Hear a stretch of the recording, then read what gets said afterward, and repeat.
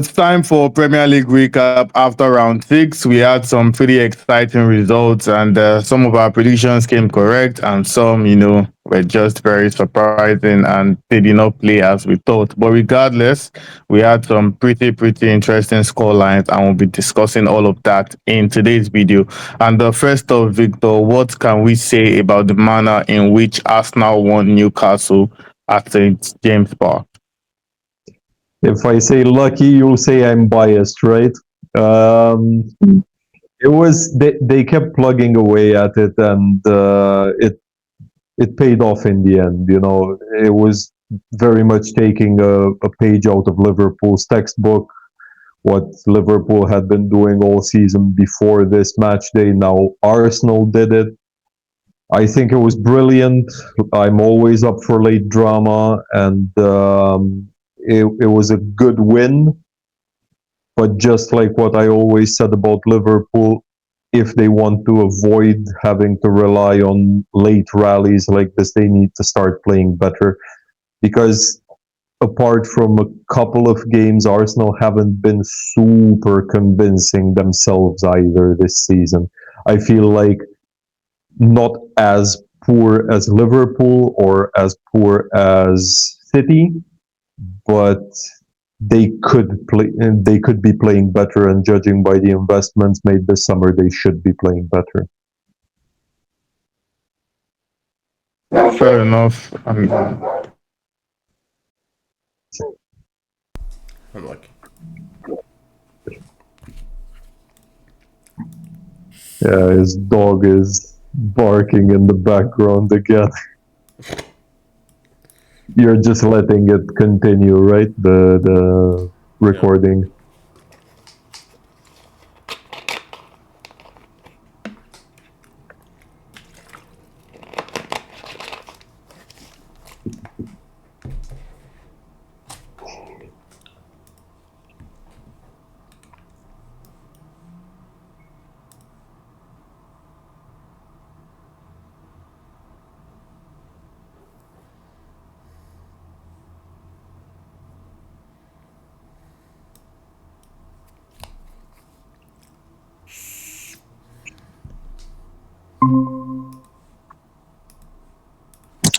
Yeah, sorry about that.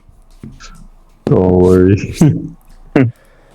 Yeah, so do we I start for this one again? always close. I for one always close my door here because sometimes the cat comes in and just starts fucking screaming his head off. Hmm. So do we Um, start again or continue from the next question? just continue. Basically, I finished my answer to the Yeah, first one. You can just cut that react part. to that if you want and continue with the next one. Okay. Yeah, I know.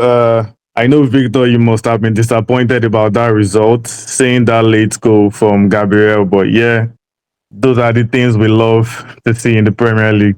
Anyways, moving on to you, Max. Aston Villa finally won their first game of the season, and they did that convincingly, 3-1 victory over Fulham. Is that the start of something positive for them this season?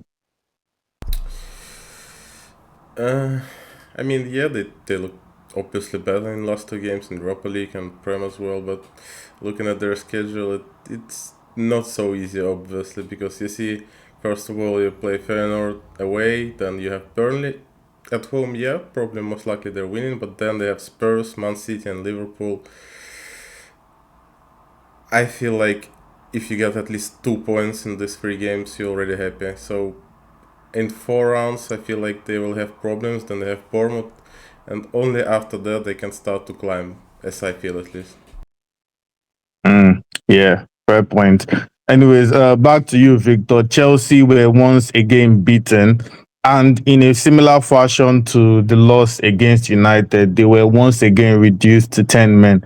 How do you think Maresca must address this indiscipline from his side? I mean, the easy way would be fines, right? Yeah. Then again, with a relatively inexperienced coaching staff, that might backfire, obviously.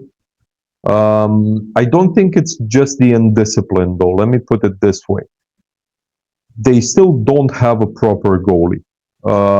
If you look at the game against Brighton, Brighton had 3 shots on goal and all went in. In the previous game, it was Sanchez who got the red card.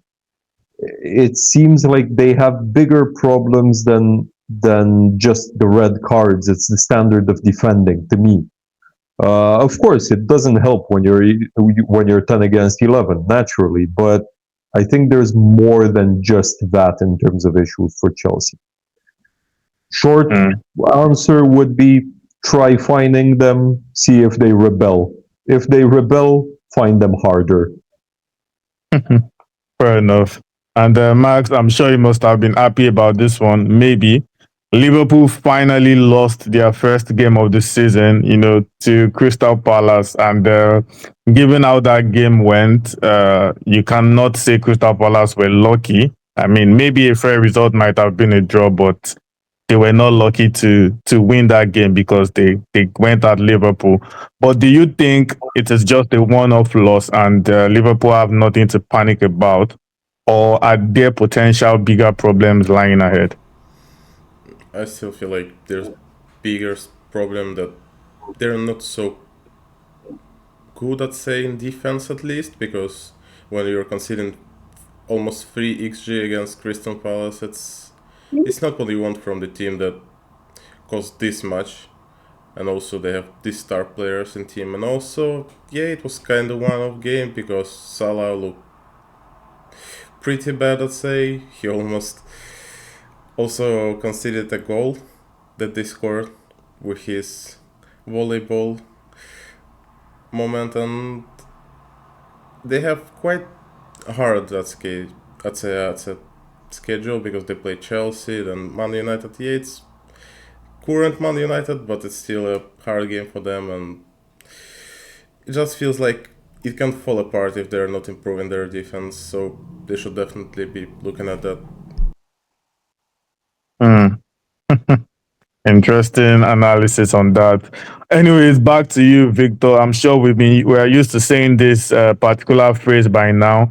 Manchester United were beaten once again over the weekend, this time by Brentford, in a game where Fernandez missed his second penalty of the season. I mean, let's not talk about United losing. I mean, because I think we pretty much sort of saw this coming, but do you think Amorim should make a bold decision to take Fernandez off sports kick duty, especially when you consider that there are other good penalty takers like Mbuemo and the likes in the team as well? Yeah, I love the fact that you let Max and myself have a go at each other's team instead of asking these questions the other way around. Uh, I mean, Amorim is already on very thin ice with the fans, and I'm certain with the locker room as well. Yeah. If he were in a more stable position, I think he would not have any problems taking Fernandez off spot kick duty. As soon as Mbumo came on, it was pretty obvious that, hey, there is an excellent penalty kick taker there, you know. Right now, with how things are, I'm not entirely sure he'll have the balls to take Fernandez away from the spot kicks. So right now, I would say he probably keeps him. The question you said is, should he keep him? I would say no. Fair enough. Actually, you know what? I'd say this easiest solution is just to let them shoot. Like, first I'll go Bruno. When he misses, it swaps to Mbemo. Then until he misses first penalty, then he goes to Cunha and repeat, something like that. Nah, it seems like chaotic in my opinion, but yeah, that's Manchester United these days, chaos. But That yeah, would be a moving. very Mickey Mouse thing to do, though, and very, Yeah, very in character for the club. fair enough. And So, Max, this is for you on a final note. I remember last season how we kept on talking about Nottingham Forest from the start of the season up until the finish. And this season, I'm getting a similar vibes with Sunderland. We've been talking about them actually on our channel since the transfer window and what we're expecting from them this season. Now they've finally beaten Nottingham Forest at home. And as we speak, they are fifth in the Premier League table. Is it time to agree that they might be the real deal this season? I'd say this is probably the example for newcomer teams, how you should do on your transfer window so you can stay at league. Because back in championship last season, they definitely didn't have this big squad, and also they barely even moved to EPL. But then you look at the transfer window they did. They signed leaders, they signed defenders, midfielders, attackers, and they're not spending this much. So like they had like 15 players or so, and they spent like 150 or 200. It's not the biggest money you usually spend on the transfers, especially in this amount of them. So I'd say, yeah, they're looking solid, and I'm pretty confident that they're staying in league. So I'll be looking for them. Yeah, fair enough. I think it's still too early to say they are the real deal, but yeah, I kind of agree with Max that the very worst case scenario, they would avoid relegation this season with the way they are playing. I think they will definitely avoid relegation. And anyways, those are our thoughts on round six of the Premier League. It was pretty exciting. Liverpool finally lost their first game of the season, and that means the Arsenal Invincibles record is set to carry on for at least another season. As usual, Manchester United lose again, Chelsea lose again, and the Premier League is actually eating up for a very dramatic, stage. And we'll be here to give out the best talking points and all the latest developments as they happen.